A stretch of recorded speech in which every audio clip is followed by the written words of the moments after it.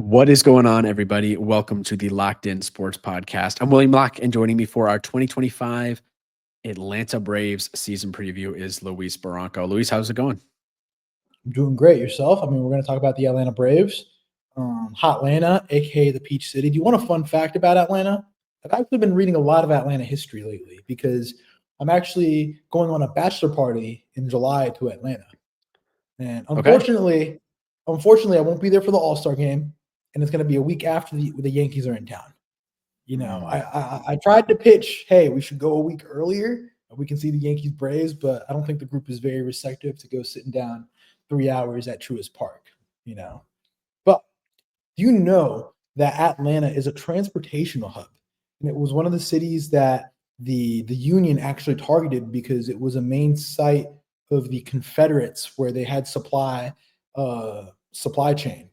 It was the exactly, I'm gonna tell you exactly, it was the give me one moment. Atlanta was exactly the endpoint of the Western and Atlantic Railroad. That's interesting. And they took it over. And when the Union came to take it over, they came in through Chattanooga. They tried to take it over, and they pretty much destroyed the city. The Union did when they fought with the Confederacy, and they underwent a rebuilding pattern.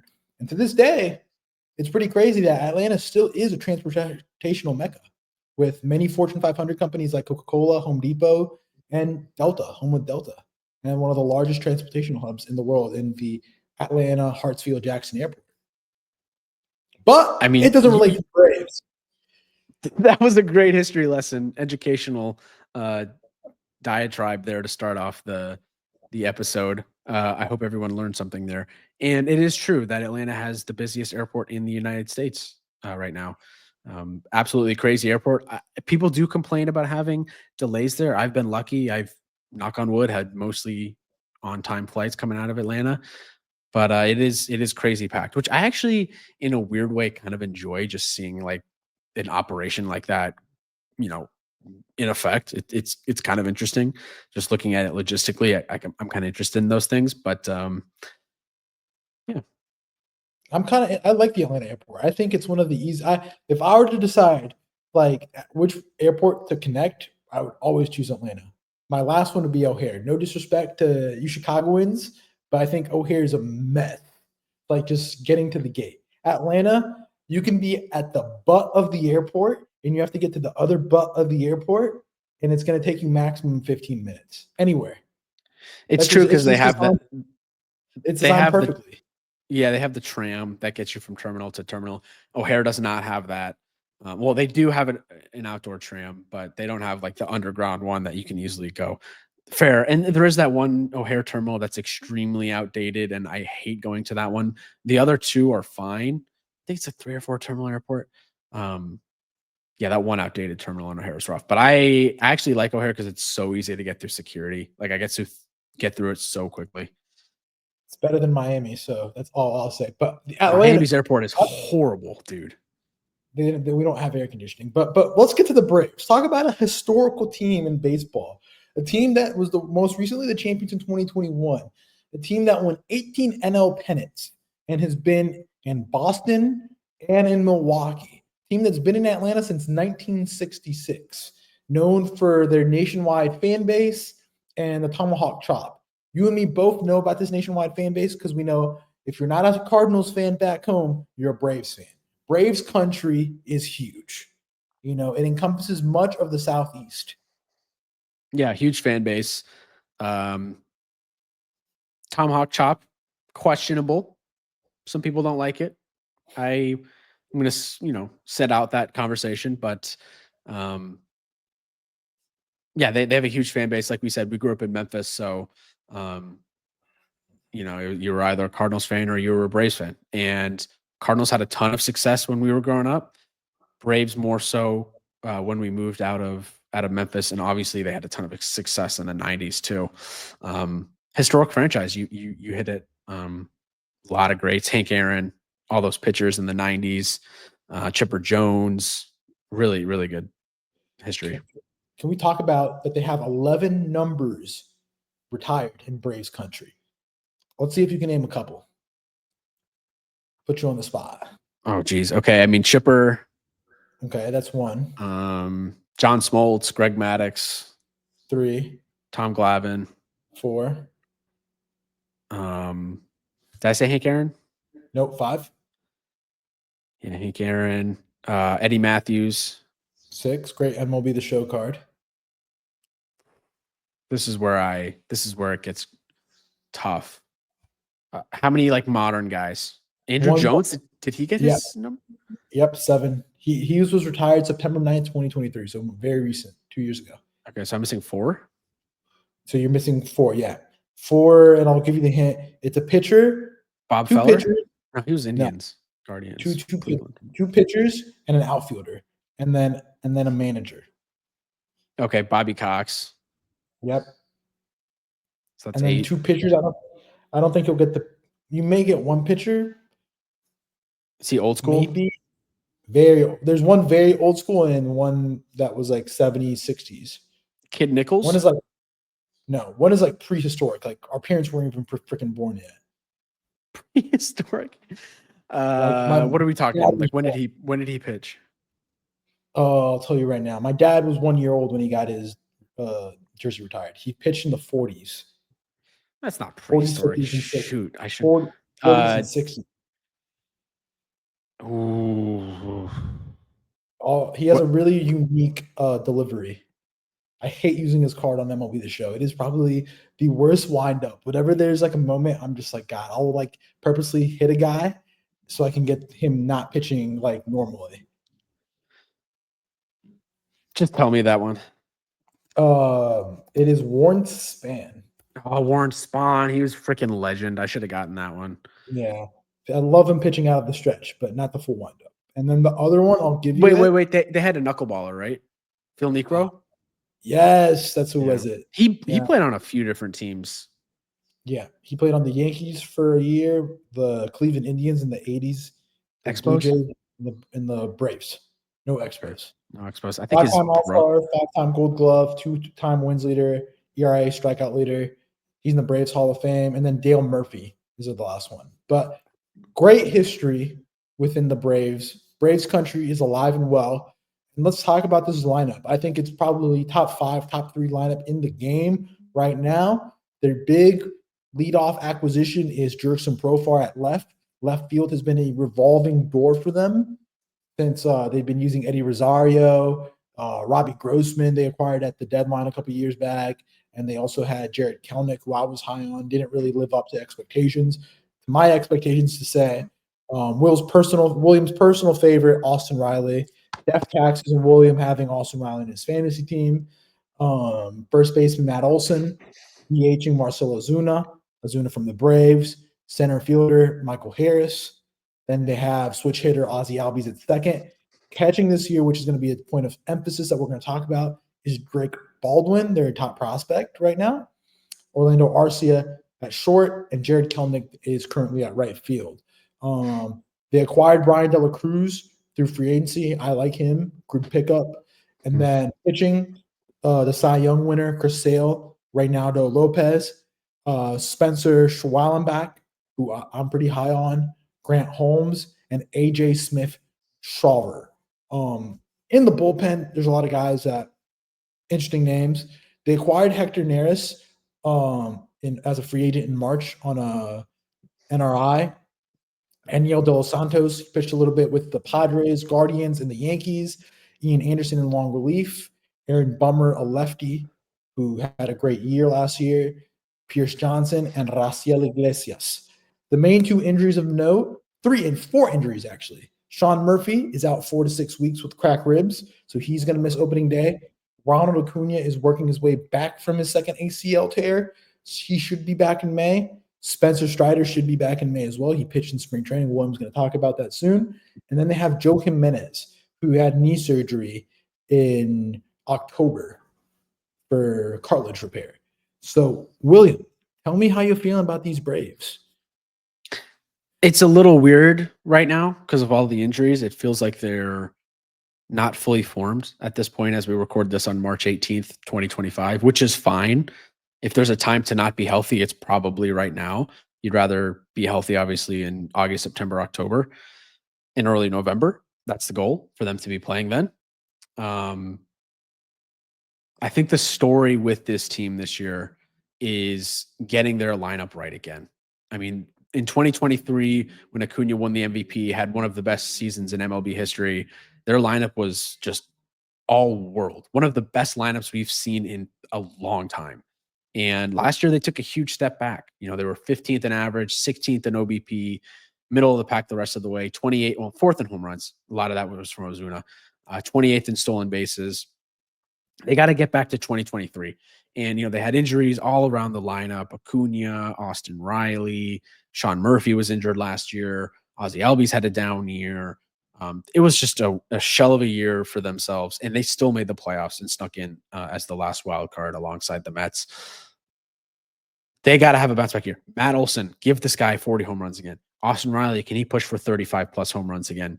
Michael Harris, I still think he's a stud, one of the best defensive center fielders in the game.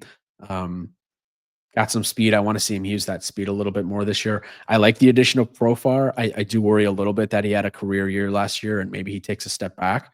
He's kind of only been good in San Diego. We've talked about that kind of at length. Can he have success? He's only 32 somehow. Can he have success in somewhere other than San Diego? Acuña, when is he going to come back? It looks like right now they're targeting May for him. Lineup's going to look a lot different with him back in it. Coming off a second ACL tear, obviously there's concerns there. Is he himself again, or is he more of like, you know, struggling 2024 Ronald Acuña? If he can get back to not necessarily 2023 form, because I think that's probably going to end up being the best year of his entire career. But if he can get back to, you know, somewhere a little bit below that, I think the sky is the limit with this team. I really do. Yeah, I mean, talk about a team I'm personally high on. I think with everything that went wrong last year, they still had a pretty decent year, winning 89 games. Their pitching lab did a great job last year, repurposing Chris Sale and Reynaldo Lopez. I mean, yes, we do talk about the departure of Max Fried as a big loss, but if there's a team that I do trust in their development system, I do trust the Braves. Spencer Schwallenbach, I don't know if I'm pronouncing that right. He's been really good in spring training. I've liked what I've seen from him. And then through the lineup, I mean, it's just a matter of fact that everything went wrong last year. I think everything that could go wrong went wrong. And I think that, you know, it's going to come down to, can Ozzie Albies take that next step? Can Michael Harris be a better hitter? Two guys that hit 250 in Ozzie Albies and 264 in Michael Harris. I mean, you do expect Marcell Ozuna to regress a little bit because he just had a career year. And Matt Olson to progress a little bit and get to that 2023 form. I really do like this team. Main concerns is Orlando Arcia and right field, which I kind of feel like right field will get solved when Acuña comes back. And then it's just going to come down to, can Arcia provide the hitting and can Profar be that San Diego Profar? That's just what it comes down to. Pitching, yes, not that deep, but I feel like they can develop. And if there's a team that makes good acquisitions and isn't afraid to, it's Alex Anthopoulos, and he'll make those moves to bolster that rotation. I mean, a rotation of Strider, Sale, and Lopez is a good 1, 2, 3 for the playoffs. Yes, maybe Reynaldo Lopez takes a little step down, but hey, I fully expect them to be in the mix at the end of the season. I think the question mark with the rotation is obviously the depth. You know, one of these young guys is going to have to step up and have a big year. And then you also have the question of Strider coming back. But I think the biggest question is, can Chris Sale follow up his 2024 Cy Young campaign? You know, he's 36. He's 36. I know you trust the Braves pitching lab. He's not going to be as good as he was last year, but can he be, you know, an elite number one? Potentially ahead of even Spencer Strider, who Spencer Strider, I think, is a better pitcher than Chris Sale, but he's still coming off Tommy John surgery, so he might be a little bit limited this year. Then again, he had his first spring training start yesterday, the 17th of March, and sat down 8 straight and had 6 strikeouts over 2 2/3 innings pitched. So looking like himself, one of the best pitchers in the game when he's healthy. It is spring training. You know, he was probably pitching against a lot of minor leaguers. I didn't check the lineup he was going up against, but Sale, can he be that guy again? But the thing is, he won't have to be that guy. If Strider steps up and Sale takes a regression as maybe we could, it kind of slots everybody back. And I do feel like they will be in the mix at the trade market for somebody like maybe not a top tier Dylan Cease guy, but maybe like a Michael King, Pablo Lopez, those 2 to 3 starters that, you know, they won't have that lights out guy this year, but next year, like when Strider is fully back, they'll be okay. And I'm not worried. Like, I mean, they're going to get healthy. I expect their lineup to progress a little bit. I honestly think this team's getting slept on. Like, I do think they're getting slept on because everyone's talking about the Mets heading into this year in this division. They've been there before too, and they've won the games. Like I said, they won 89 with everything possible going on with all this regression. So if we see just a little bit of progression from the hitting and, you know, the pitching just regresses a little bit, I think they'll be able to do it. Their pitching wasn't bad last year. Their relief pitching was great, ranked 3rd in ERA, 2nd walks per 9, 2nd in Ks per 9, 6th in WHIP. The starting pitching was also great, ranked top 10, even top 5 in many of the metrics except for walks per 9. Like, man, like there's so many positives to go on this team. And like I said, Alex Anthopoulos will make a move. He will not sit back and do that. He's a proactive GM. You saw it when they won the World Series. You saw all the moves that they did. You saw what he did with the Freddie Freeman negotiation that, hey, we're going to lose Freddie. How are we going to replace him? We're going to go sign Matt Olson and sign him to a long-term contract. So, and it's worked out. It worked out. It's all worked out. I mean, like I said, it's going to come down to can the hitting get up to speed and can the pitching just hold serve? I'm not saying they have to get better. They can get a little bit worse, but just hold serve. Yeah, you would think the pitching could take a little bit of a step back because you expect the offense to take a step forward this year. Yeah, they're going to put up runs. And like I like their bullpen. Their bullpen has a lot of guys that I really do like that I think they'll be able to repurpose. They got Hector Neris, who I think was great in Houston, wasn't good in Chicago, but I think will be decent well. They got left-handers in Aaron Bummer. Pierce Johnson's the guy they acquired from the Rockies in 23, who I know you liked a lot that year. And Raciel Iglesias, they've done wonders with him. So, hey, Drake Baldwin is going to be catching for them. Good lefty bat. They have a good mix of lefty, righty, and switch hitters. Like, this lineup is pretty hard to game plan.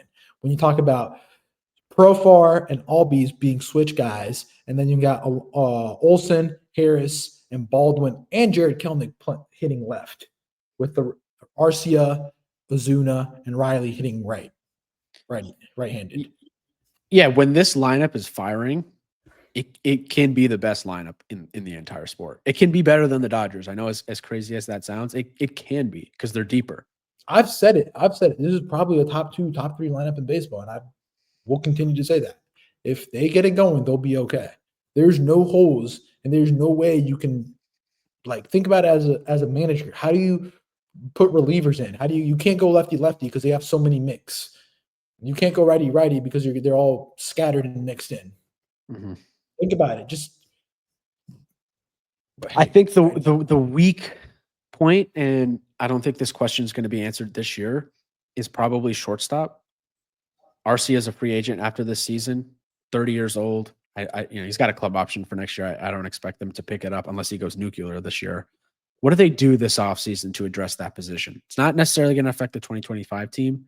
I mean, unless Arcia has a bad year and they're looking for someone at the deadline. But what do they do at shortstop next year? I think that'll be interesting to follow. I think it falls on Albies. I think he's the guy I want to see take that next jump.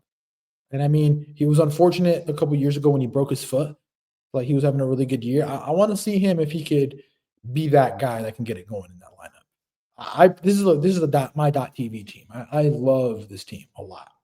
So yeah, they're gonna be really interesting to watch. I'm gonna be fascinated to see how that rotation holds up and what Strider looks like when he gets back, because he's electric, and it was really disappointing when he went down with Tommy John. They also got Hurston Waldrop, the Florida pitcher in the farm system. I know you're a big fan of his. Yeah, he got optioned though. He hasn't looked that great, but he got optioned out to the minors this year. Just now, I was reading. But I mean, this team is just too good not to make the playoffs, in my opinion. They acquired James McCann too. They got Craig Kimbrell, which hopefully is not closing games for him, but this team they did sign Craig Kimbrell, which me and you know that if he's your closer, which it doesn't seem like he's going to be, but if he's your closer, your team's not winning the World Series. No, but I mean, if he's just a relief pitcher, you got to get 3 outs, maybe. But I like this team. I'm high on this team. I'm cool on this team. I still think they're one of the best teams in baseball. Slept on.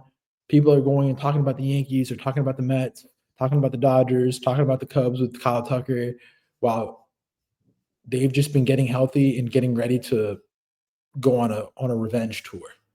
Cubs lineup looked rough today, by the way. I know it was game 1, but yeah, well, you're a Yamamoto guy, so. But hey, the crown is yours, DraftKings. Over under is 93.5. They went 89 and 73. Like I said, everything went wrong again, William. And I know you said on the Mets pod that you weren't really high, but after my compelling argument that I'm giving to you, do you think that this team have I changed your opinion on this team? You've changed. Yeah, a little bit. I am a little higher on this team after this podcast, just talking through it all, than I was coming into it. That said, because of the injuries early on in the season, I think that's going to take some wins away in March, April, May. So I'm going under, but I think they're going to win 93 games exactly and make the playoffs and finish second or third in this division. I think it's going to be a really good division. I think keep your eyes on Spencer. I won't say it again, Schwellenbach. Keep your eyes on him. He's going to be a guy that's going to break out. Him and Hunter Brown are 2 guys you guys got to keep your eye on. But he could be their next like Strider coming up this year. Like looked really good last year and has been looking good on spring. So keep your eyes on him. He could be that breakout guy. 93.5 is a little rich. And I'm gonna go over. I'm gonna be ballsy here, guys, because this lineup, if they can just get a tad bit better and just healthy, they won 89 games. Like this team is a premier team in Major League Baseball, and for that reason, I'm taking the over. Yes, Max Fried's not there, but a healthy Spencer Strider, and hopefully they hit on one of these young guys with Spencer Schwellenbach, Grant Holmes, and AJ Smith. Shawver, they hit on one of these guys, they'll be okay. Yeah, I mean, it felt like they were kind of an irrelevant team last year, and they still made the playoffs. So they won 89 games with everything going on without Ronald Acuña. And it just didn't really feel like they were in the conversation all year when Acuña went down. And they were still good. Yeah. They were still good. And everybody was like, oh, the sky is falling. We just expected this team to be closer to 100 after the onslaught that they put on the league 2 years ago in 23. They were just putting runs and runs and runs on. Like nobody could beat them. The only team that was able to come up close to them at one point was the Reds when they went on that like June run. But still, this team was the hottest hitting team. Like who did they lose to the playoffs in 23? Philadelphia. Was it Philly? Yeah, because I think Fried got shelled on game 1.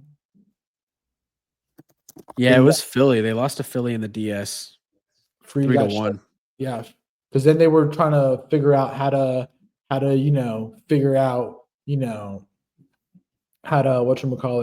pitch with the layoff. And so they lost the first game 3-0.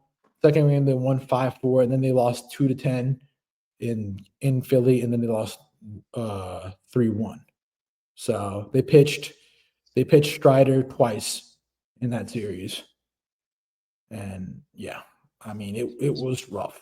So, like I said, very different team. I think they're a very good team. I expect them to be there. I'm hammering the over. I like this team more than the Mets. I think they'll be eating on the Nationals and eating on the Marlins. Good manager in Brian Snitker. I think he's very underrated in the game.